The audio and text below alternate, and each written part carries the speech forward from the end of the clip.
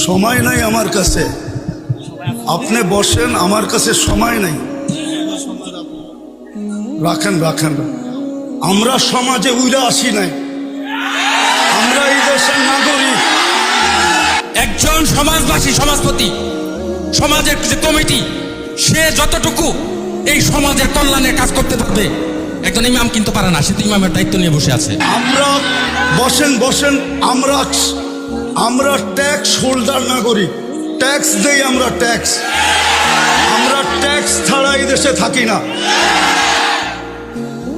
আপনারা বসেন।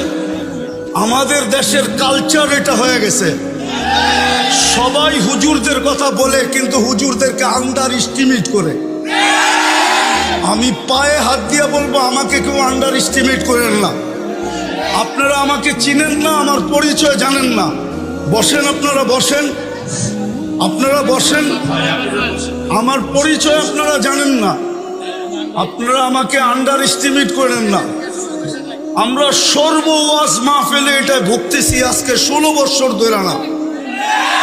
আমরা জন্ম থেকে জ্বলছি, যেটা বাংলাদেশের প্রবাদ বাক্য, আমরা জন্ম থেকে জ্বলছি, জন্ম থেকেই জ্বলা। আর কতদিন? আপনাদের পায়ে হাত দিয়ে বলি বসেন, আওয়াজ করবেন না, কেউ আওয়াজ করবেন না।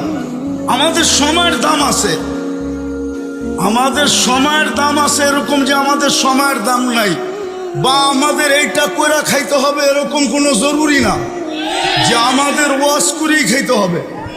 আমাদের খাওয়ার অনেক ব্যবস্থা আল্লাহ রেখে দিছে। যেই আল্লাহ আমাকে জন্ম দিছে, উনি আমার খাওয়া তৈরি করেন নাই না? খাওয়া ছাড়া আমাকে দুনিয়াতে পাঠায় দিছে যে আমাদেরকে এইভাবে করে খাইতে হবে। আপনাদের পায়ে হাত দিয়া বলি, আওয়াজ করবেন না।